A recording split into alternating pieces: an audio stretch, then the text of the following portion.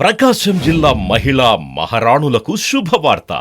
28 ఏళ్లుగా జ్యువెలరీ రంగంలో మీ నమ్మకమైన గుర్తింపు పొందిన మన గుప్తాస్ గోల్డ్ హౌస్ ఇప్పుడు సరికొత్త హంగులతో మరింత విలాసవంతమైన ప్రాంగణంలో ఒంగోలు కర్నూల్ రోడ్లో తేదీ 11/8/2024 ఆదివారం నాడు గొప్ప ప్రారంభం. గుప్తాస్ గోల్డ్ హౌస్ నూతన ప్రారంభోత్సవ సందర్భంగా 916 బంగారు నగల తరుగుపై 30% భారీ తగ్గింపు. అంతేకాదండోయ్, ప్రతి 50,000 రూపాయల కొనుగోలుపై 1000 రూపాయల విలువ గల డిస్కౌంట్ కూపన్ పూర్తిగా ఉచితం. ఈ ఆఫర్ ఆగస్టు 20 వరకు మాత్రమే. Gupta's gold house, Kurnool road, Ongole.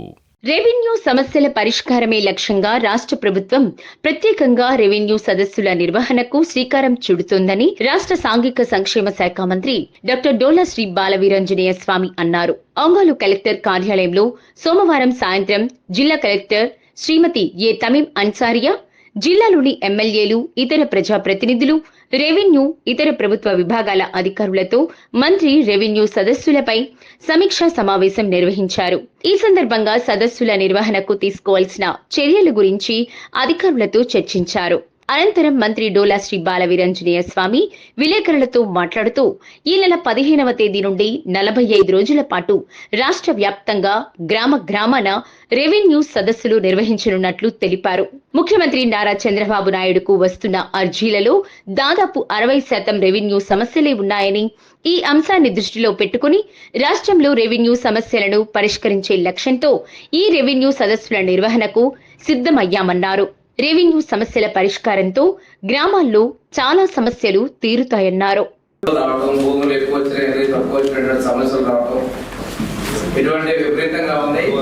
ఈరోజు ఎన్డీఏ ఆధ్వర్యంలో ఏర్పడి ప్రభుత్వంలో ఏ సమస్య వచ్చినా కానీ 60% భూమి మీద సమస్యలు వస్తూ ఉన్నాయి. వీటన్నిటికీ పరిష్కారం చూపాలనే లక్ష్యంతో మన గౌరవ ముఖ్యమంత్రి గారు కేబినెట్ లో చర్చించి రెవెన్యూ సదస్సుల ద్వారా చాలా వరకు సమస్యలు పరిష్కరించాలనే నిర్ణయంతో మనకి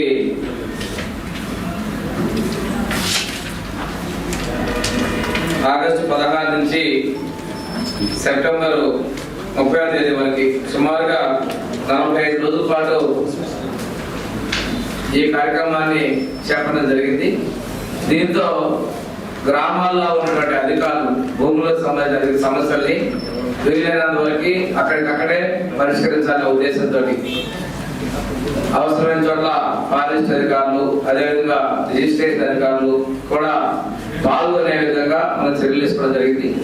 మొదట్లో వచ్చినటువంటి అర్జీలన్నిటి కూడా ఏ రోజు రోజు ఆన్లైన్ చేయడం, సమస్యలు పరిష్కరించడం, అభ్యంతరాలను స్వీకరించి పూర్తి చేయాలనే లక్ష్యంతో చాలా ఎక్కువ రోజులు ఈ కార్యక్రమాన్ని ప్రభుత్వం తీసుకోవడం జరిగింది. ఈ ఎన్డీఏ ప్రభుత్వం తీసుకున్నటువంటి ఒక ప్రతిష్టాత్మకమైనటువంటి కార్యక్రమంగా మనం భావిస్తాము. గత ప్రభుత్వంలో ఉన్నటువంటి రాళ్ళు మొత్తాన్ని పీకేసి ఆనాటి ముఖ్యమంత్రి రాళ్ళ మీద తన పేర్లు పెట్టుకోవడం, పాస్ పుస్తకాల మీద తన ఫోటోలు పెట్టుకోవడం, ఈ ఆస్తులు అనేది తాతల తండ్రుల నుంచి సుదీర్ఘకాలం నుంచి వచ్చినటువంటి ఆస్తులు, వాటి మీద ఈ ఫోటోలు, రాళ్ళ మీద ఫోటోలు, ఇవన్నీ కూడా ప్రజల నుంచి అభ్యంతరాలు రావడం జరిగింది. ఈ సర్వే చేసే క్రమంలో చాలా భూ వివాదాలు కూడా జరిగాయి. వీటన్నిటిని పరిష్కరించాలనే ఉద్దేశంతో మన ఈ రెవెన్యూ సదస్సులు, అంతేకాకుండా దీర్ఘకాలికంగా ఉన్న సమస్యలతో పాటు చుక్కల భూముల సమస్యలు 14-19 మధ్య కాలంలో ఈ సమస్యలకి ఆనాటి ముఖ్యమంత్రి చంద్రబాబు నాయుడు గారు చుక్కల భూముల విషయంలో పరిష్కారాన్ని చూపినప్పుడు షార్ట్ పీరియడ్ చాలా వాటికి కలెక్టరేట్స్ రిజెక్షన్ చేయడం జరిగింది. అవి ఇంకా చాలా వరకు పెండింగ్ ఉన్నాయి. ఈ చుక్కల భూములు కూడా మనం వీలైనంత వరకు పరిష్కరించి భూమి మీద ఎవరు ఉన్నారో వాళ్ళకి హక్కులు కల్పించే విధంగా, నిజమైనటువంటి లబ్ధిదారులకు మనం హక్కు కల్పించే విధంగా చర్యలు తీసుకోవాలి. ఇంతేకాకుండా వక్ఫ్ భూములు, ఇంటర్మీడియట్ భూములు కూడా మనం పరిరక్షించాల్సిన బాధ్యత ఉంది.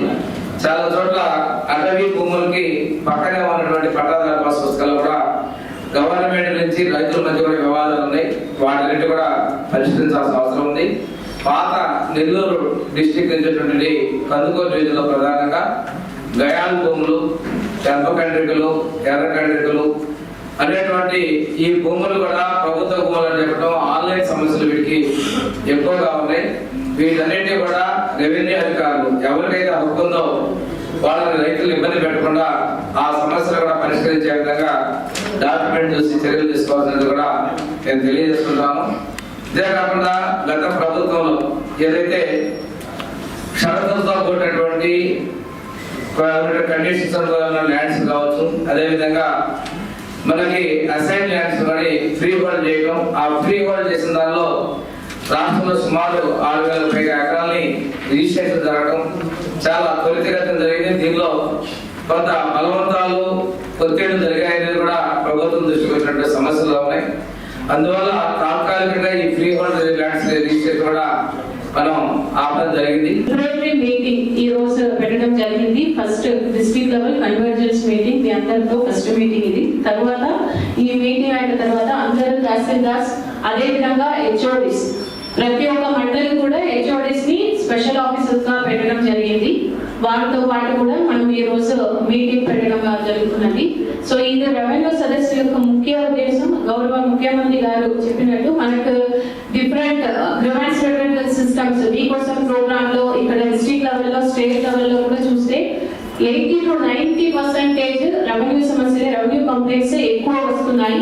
వీటి అన్నింటి కూడా ఒక పర్మనెంట్ సొల్యూషన్స్ పూర్తిగా ప్రజలు మనల్ని వెలికి ఇక్కడికి రాకుండా వాళ్ళని వెలికి మనమే విలేజ్ కు వెళ్ళి ఒక టీం ఫార్మ్ చేసి రెవెన్యూ ప్రాబ్లమ్స్ ఏమేమి ఉన్నాయో అవి అన్నింటినీ కూడా ఒక పూర్తిగా వాళ్ళకి ఒక సొల్యూషన్ ఇవ్వాలి అనే ఉద్దేశంతో ఈ ప్రోగ్రామ్ పెట్టడం జరిగింది. స్టేక్ హోల్డర్స్ నుంచి పూర్తి స్థాయిలో ఒక కోఆపరేషన్ అనేది కావాలి. దానికోసమే ఈ రోజు ఈ మీటింగ్ పెట్టడం జరిగింది. ఈ సందర్భంగా నేను ఈ ప్లాట్ఫామ్ ద్వారా అందరూ మీడియా మిత్రులకు విజ్ఞప్తి చేస్తున్నది ఏంటంటే, ఈ ప్రోగ్రామ్ గురించి అందరూ ప్రజలకు కూడా ఒక అడ్వర్టైజ్మెంట్ అనేది మనం చేయాలి. మేము కూడా ఇక్కడ డిస్ట్రిక్ట్ అడ్మినిస్ట్రేషన్ నుంచి డిఫరెంట్ ప్యాంప్లెట్స్ తయారు చేసి ప్రజలందరూ కూడా ఇస్తాము. అదే విధంగా ఒక షెడ్యూల్ అనేది రేపటికల్లా తయారు చేసేసి మనకు సచివాలయంలో, తహసీల్దార్ ఆఫీస్ లో, ఎంపీడీఓస్ ఆఫీస్ లో అందరు పబ్లిక్ రిప్రజెంటేటివ్స్ అందరికీ కూడా మనము ఈ షెడ్యూల్ అనేది ఇవ్వడం జరుగుతుంది. మీ అందరి నుంచి కూడా మీకు ఎక్కడైనా విలేజెస్ లో ఉన్న ఇష్యూస్, పెద్ద ఇష్యూస్ ఏమి ఉన్నా కూడా మీ యొక్క సలహాలు, సజెషన్స్ ఈ మీటింగ్ ద్వారా కూడా మీరు అందరూ కూడా ఇవ్వవచ్చు. మనము ప్రతి ఒక్క విలేజ్ కూడా 7 members కమిటీ అనేది ఉన్నారు. Tahsildar, revenue inspector, BRO, mandal surveyor, environment department నుంచి ఒక రిప్రజెంటేటివ్, అదేవిధంగా రిజిస్ట్రేషన్ నుంచి ఒక representative, Waqf board, forest department, total 7 members కమిటీ ప్రతి ఒక్క విలేజ్ కూడా ఆగస్ట్ 16 నుంచి సెప్టెంబర్ 30 వరకు 45 days కంటిన్యూస్ గా. పెద్ద విలేజ్ అయితే కొన్ని విలేజెస్ లో 4-5 గ్రామ పంచాయతీస్ కూడా ఉన్నాయి, హ్యాబిటేషన్స్ ఎక్కువ ఉన్నాయి. అటువంటి విలేజ్ కు 2 to 3 days కూడా జరుగుతాయి. చిన్న విలేజ్ అయితే ఒక రోజు అలా మేము ప్లాన్ చేసుకున్నాము. సో 45 days కంటిన్యూస్ గా వారు వెళ్తారు. ఈ 7 members కమిటీ అనేది అక్కడికి వారి హ్యాబిటేషన్స్ వెళ్ళి ఫీల్డ్ కి వెళ్ళి చూడాలి. వీలైనంత వరకు ఆ రోజు ఇక్కడ స్పాట్ లోనే చేయగలిగిన కేసెస్ చేస్తారు. కొన్ని కేసెస్ అయితే చేయలేరు. అటువంటి కేసు ని ఆ రోజే ఆన్లైన్ లో ఫీడ్ చేసుకుని నెక్స్ట్ అక్టోబర్ నుంచి నవంబర్ 15 వరకు అనదర్ 45 days అప్పుడు వరకు పూర్తిగా డీటెయిల్ గా ఎంక్వైరీ చేసి దానికి డిస్పోజల్ చేస్తారు. దీనికి మానిటరింగ్ మెకానిజం కూడా ప్రతి ఒక్క మండలకు ఒక్కొక్క హెచ్ఓడిస్ ని పెట్టడం జరిగింది. ఒక 2 రోజుల ముందే అక్కడ ఉన్న పీపుల్ అందరికీ కూడా మనము ఎక్కడ ఏ వీడియోలో పెడతాము, ఎన్ని గంటలకు వస్తారు, ఈ డీటెయిల్స్ కూడా అందరికీ కూడా చెప్పడం జరుగుతుంది. సో ఈ ప్రోగ్రామ్ లో ఒక పూర్తి స్థాయిలో మీ అందరి నుంచి కూడా కోఆపరేషన్ నేను కోరుతున్నాను. 15వ తేదీ నుంచి సెప్టెంబర్ 35 వరకు 45 రోజుల పాటు రెవెన్యూ సదస్సుల్ని ఈ రాష్ట్రంలో ఎన్డీఏ ఆధ్వర్యంలోని చంద్రబాబు నాయుడు ముఖ్యమంత్రి ఉంటే ఎన్డీఏ ప్రభుత్వం చేపట్టడం జరిగింది. చాలా ప్రతిష్టాత్మక ఈ కార్యక్రమాన్ని మేము చేపట్టడం జరుగుతుంది. దీని ఉద్దేశం ఏంటంటే, గతంలో భూ కబ్జాలు, అదేవిధంగా ఫ్రీ హోల్డ్ చేయటం, పిఓటీ ఉన్నటువంటి వాటిని షరతులతో రిజిస్టర్ చేయడం కూడా ఫ్రీ హోల్డ్ చేయటం, ఇటువంటి అన్నీ ఉన్నాయి. రీసర్వే పేరుతో కూడా భూ వివాదాలు రావటం జరిగినాయి. ముఖ్యమంత్రి గారు తీసుకున్నటువంటి అర్జీల్లో 60% పైగా రెవెన్యూ సమస్యలు అవుతున్నాయి. కాబట్టి ఈరోజు వినూత్నంగా forest department, endowment department, Waqf board department, mining department, survey, revenue అన్ని శాఖల అధికారులు, పోలీసు కూడా కలిసి గ్రామాల్లో సమస్యలను తీసుకొని ఏ రోజుకి ఆ రోజు ఆన్లైన్ చేయటం, వాటన్నిటిని పరిష్కారం చేసే విధంగా ముందు తీసుకొస్తున్నాం.